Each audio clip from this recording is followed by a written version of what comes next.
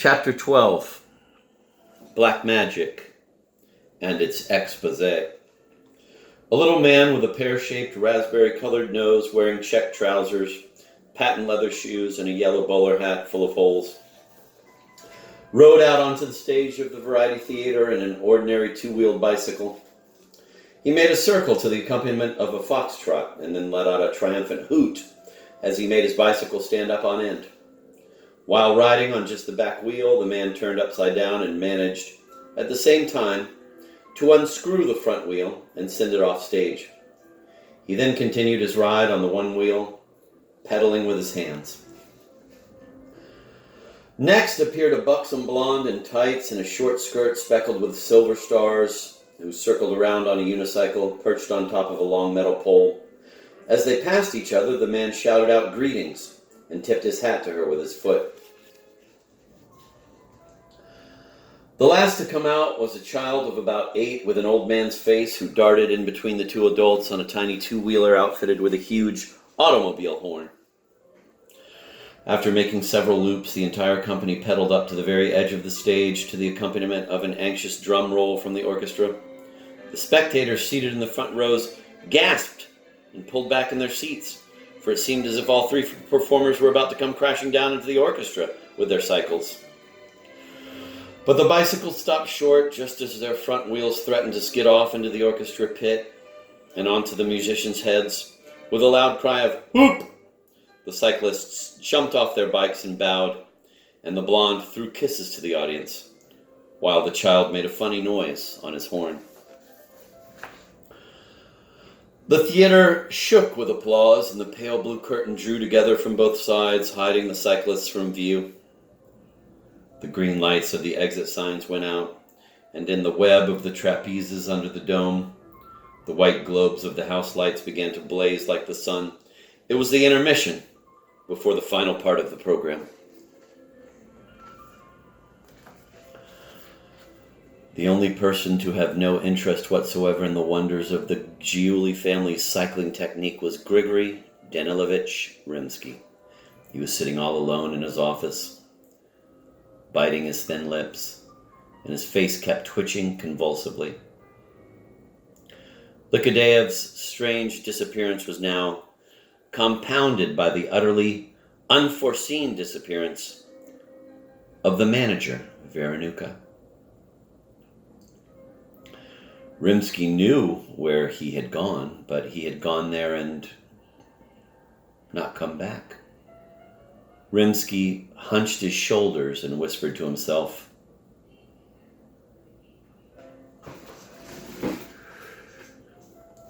"But why?" And what is odd is that it would have been simpler than anything for a man as businesslike as the financial director to call the place where Veronuka had gone and find out what had happened to him. However, 10 o'clock was approaching, and he still couldn't bring himself to do it. At 10, Rimsky took himself firmly in hand and picked up the receiver, only then to discover that his phone was dead. The messenger boy reported that the other phones in the building were also out of order. This admittedly unpleasant but hardly supernatural occurrence completely unnerved the financial director, and yet delighted him as well. He wouldn't have to make the call. Just as the red light signaling the start of intermission began to flicker above the financial director's head, the messenger boy came in and announced that the foreign artiste had arrived. For some reason, this made the financial director wince with pain. Turning darker than a storm cloud, he headed backstage to receive the guest artiste, there being no one left but him to do so. Those who were curious were using various pretexts to peer into the large dressing room off the corridor where the bells signaling the end of intermission were already ringing. Among them were conjurers in bright robes and turbans, a roller skater in a white knitted jacket, a storyteller whose face was pale with powder, and a makeup man. The visiting celebrity astounded everyone with his unusually long and splendidly cut tailcoat, and by the fact that he was wearing a black eye mask. But even more amazing were the black magician's two companions, a tall fellow in checks with a broken pince-nez, and a fat black cat who walked into the dressing room on his hind paws and then proceeded to make himself comfortable on the couch, squinting at the naked bulbs on the makeup mirror. Trying to put a smile on his face, which only made it look sour and mean, Rimsky bowed to the silent magician, who was sitting on the couch next to the cat. No one shook hands, but the overly familiar fellow in checks introduced himself as their assistant. This surprised the financial director, and unpleasantly so, since there had been absolutely nothing in the contract about any assistant. Dryly and very tensely, Grigory Danilevich asked the fellow in checks, who had fallen on him out of the blue, where the artiste's equipment was. "Why, our most precious director, our diamond from heaven, how quaint you are," answered the magician's assistant in a quavering voice. "Our equipment is always with us. Here it is. Eins, zwei, drei." He then wiggled his gnarled fingers in front of Rimsky's eyes and suddenly pulled out Rimsky's gold watch and chain from behind the cat's ear. Up until now it had been in the financial director's vest pocket, underneath his button jacket, with its chain looped through the buttonhole.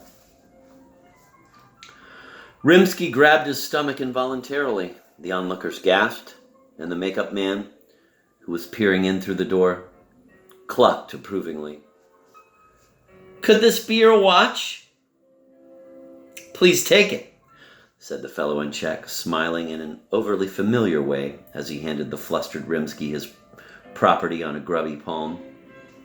"You wouldn't want to get on a streetcar with the likes of him," whispered the storyteller gaily to the makeup man. But then the cat pulled a trick that was even more skillful than the one with Rimsky's watch. Suddenly rising from the couch, he walked on his hind paws to the table under the mirror, pulled the stopper out of the carafe, poured some vodka into a glass, drank it, put the stopper back in place, and then wiped his whiskers off with the makeup rag.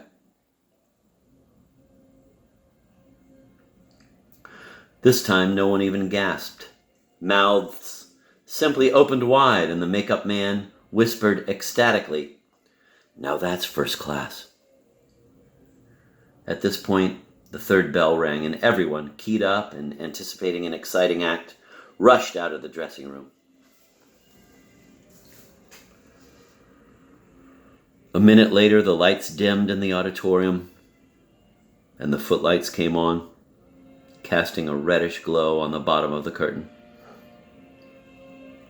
A stout fellow, clean-shaven and cheerful as a baby, wearing rumpled tails and soiled linen, appeared through the brightly lit opening in the curtain and stood before the audience. This was the Master of Ceremonies, George Bengalski, well known to all of Moscow. "And so, citizens," began Bengalski, smiling a baby-like grin, "now I would like to present..." Here he interrupted himself and began speaking in a different tone. "I see that our audience has increased for the third part of the program. Half the city is here with us today. Just recently I met a friend and said to him, 'Why don't you come and see us? Yesterday half the city was here.' And he says, 'But I live in the other half.'" Bengalski paused, expecting a burst of laughter, but when none came, he continued, "And so, I would like to present the famous foreign artiste, Monsieur Voland, in a performance of black magic. Of course, you and I know," here Bengalski smiled a knowing smile, "that there is no such thing in the world as black magic, and it is nothing other than superstition, and that Maestro Voland is simply a master of conjuring technique, a fact which will become obvious in the most interesting part of his performance. That is, when he reveals the secrets behind his technical skill. And so, since we all applaud both expertise and its exposé, let us welcome Mr. Voland. After delivering this whole spiel, Bengalski pressed his palms together and waved them in welcoming fashion at the opening in the curtain, whereupon it drew apart with a soft rustle.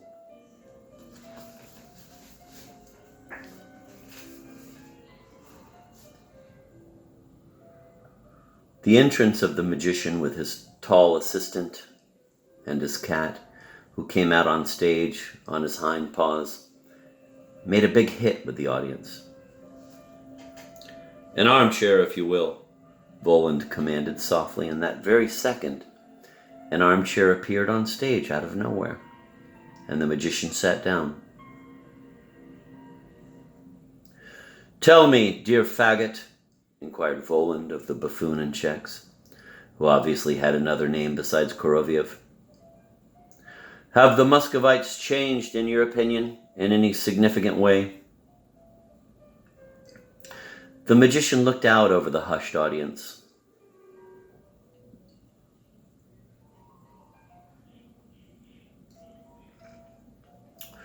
Which was still stunned by the chair's sudden appearance out of thin air. Indeed they have, monsieur, was faggot Koroviev's soft reply. You are right. They have changed a great deal.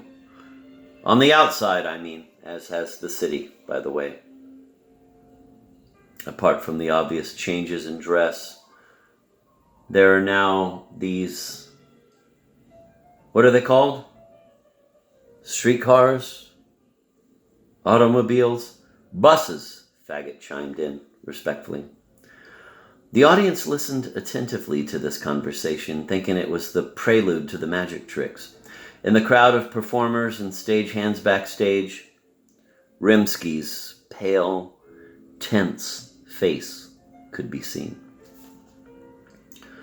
Bengalski, who had moved to the side of the stage, began to look bewildered. He raised his eyebrows slightly and, taking advantage of the pause, said, The foreign artiste is expressing his delight with Moscow, which has advanced technologically, and with its inhabitants as well. Here Bengalski smiled twice.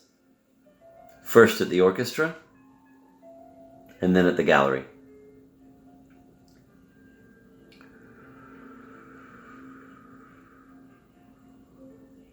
Voland, faggot, and the cat turned their heads toward the master of ceremonies. Did I really express delight? The magician asked faggot. No, indeed, monsieur, you expressed no delight whatsoever, was faggot's reply. So what is this man talking about? He simply lied, pronounced the assistant in checks, booming out his words to the entire theater. And turning to Bengalski, he added, My compliments, citizen, on your lies. Laughter broke out in the gallery, and Bengalski shuddered, his eyes bulging.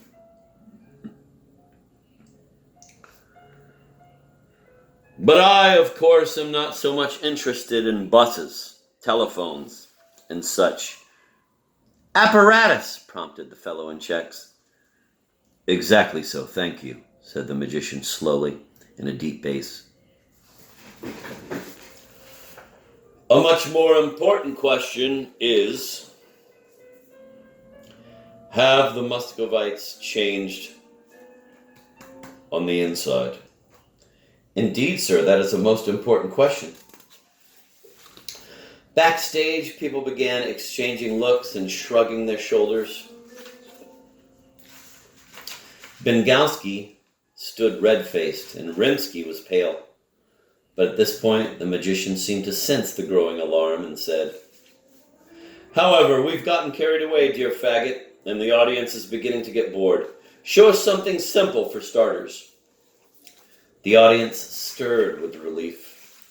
Faggot and the cat walked along the footlights to opposite ends of the stage. Faggot snapped his fingers and shouted cavalierly, 3, 4! He then pulled a deck of cards out of thin air, shuffled it, and tossed it like a ribbon to the cat. The latter caught the ribbon of cards and threw it back. The satin snake gave a snort. Faggot opened his mouth wide, like a fledgling, and swallowed all of it, card after card. After that, the cat made a bow, shuffled his right hind paw, and received thunderous applause. "First class! First class!" people cried rapturously from backstage. Faggot pointed his finger at the orchestra section and announced, "The deck of cards is now, my esteemed citizens, in row 7, in Citizen Parshevsky's possession, that is lodged just between a 3-ruble note and a summons to appear in court for non-payment of alimony to Citizeness Zelkova." People in the orchestra began to stir and rise from their seats, and finally a man, whose name was in fact Parshevsky, and who had turned red with astonishment, retrieved the deck of cards from his wallet and, not knowing what else to do with it, began poking it in the air. "Keep it as a souvenir," yelled Faggot. "You weren't kidding yesterday when you said at supper that if it weren't for poker, your life in Moscow would be totally unbearable." "That's an old trick," shouted someone from the balcony. "The guy in the orchestra is part of the act." "You think so?" bellowed Faggot, narrowing his eyes at the balcony. "In that case, you're part of the act too, because now the deck is in your pocket." There was a stir in the balcony, and a joyous voice rang out, "It's true, he does have it. Here, but wait. They're 10-ruble notes." The spectators in the orchestra turned their heads. In the balcony, a perplexed citizen had found a packet of bills in his pocket, wrapped the way they are at the bank, with the words 1,000 rubles written on the top. His neighbors descended upon him while he, flabbergasted, picked at the wrapper with his nail, trying to ascertain whether the notes were real or make-believe. "By God, they're real! 10-ruble notes!" came joyous shouts from the balcony. "Play me a game with a pack like that," said a fat man merrily, who was seated in the center of the orchestra. "Avec plaisir," replied Faggot. "But why just you? Everyone will take part." And he gave a command. "Everybody look up, please. 1. A pistol appeared in his hand. 2, he shouted. The pistol jerked upwards. 3, he shouted. There was a flash, a bang, and suddenly white pieces of paper began to rain down onto the hall, falling from the dome ceiling and diving in between the trapezes. They whirled all around, scattered off to the sides, pelted the balcony, piled into the orchestra pit and onto the stage. Within seconds, growing thicker as it fell, the rain of bills had reached the seats, and the audience began catching them.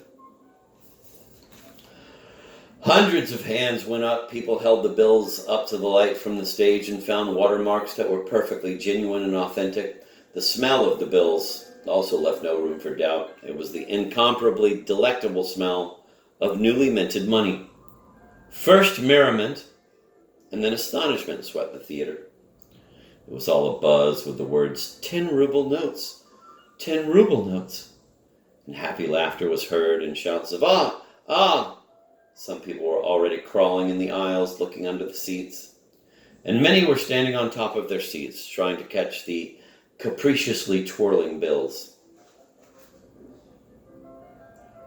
The faces of the policemen began to look more and more bewildered, and performers piled out from backstage.